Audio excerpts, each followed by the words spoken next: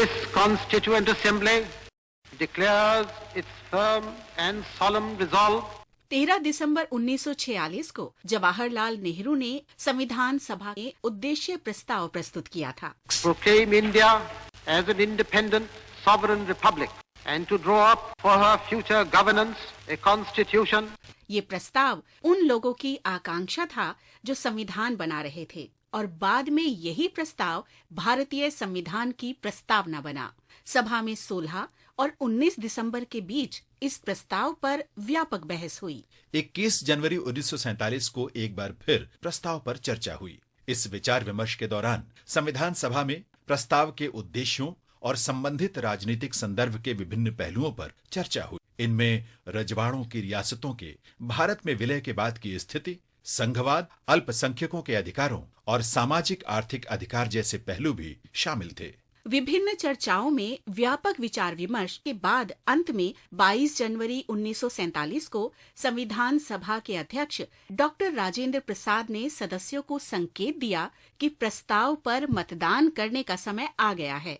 उन्होंने अंग्रेजी और हिंदी में प्रस्ताव पढ़ा। श्री मोहनलाल सक्सेना ने उसका उर्दू अनुवाद पढ़ा।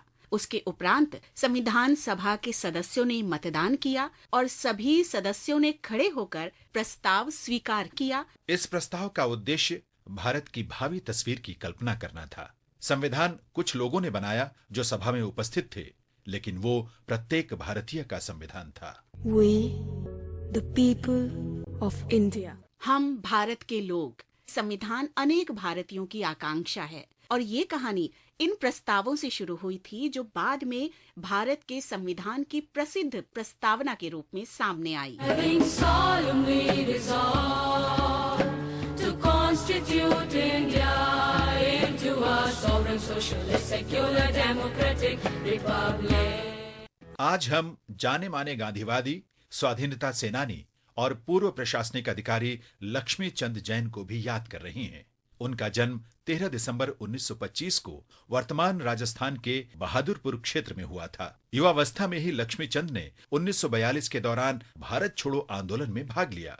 बाद में उन्हें 1947 में उत्तरी दिल्ली के किंग्सवे कैंप में शरणार्थियों के शिविर की जिम्मेदारी सौंपी गई। वैष्णव जन तो तेने चाहिए जे पीड़ पराई जाने रे। भारत की स्वतंत्रता के उपरांत वे प्रशासनिक सेवा में शामिल हो गए और कई बार योजना आयोग के सदस्य रहे।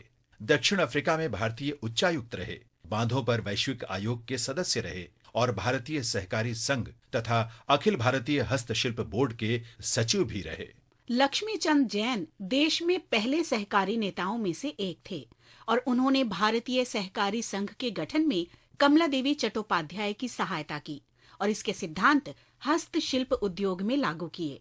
अखिल भारतीय हस्तशिल्प बोर्ड के सचिव के रूप में उन्होंने विकेंद्रीकृत उत्पादन को बढ़ावा दिया और स्वरोजगार में लगे बुनकरों, बढ़ई और धातुकारों को प्रशिक्षण, तकनीकी सेवाएं और ऋण उपलब्ध कराने के कार्य किए।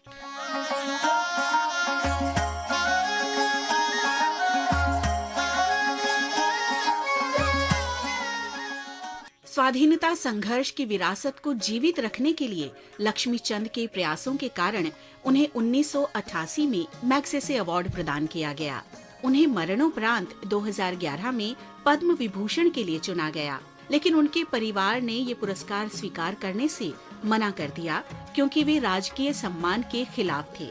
14 नवंबर 2010 को नई दिल्ली में लक्ष्मी चंद जैन का निधन हो गया। महान भारतीय नागरिक और मातृभूमि के प्रेमी को हमारा शत शत नमन।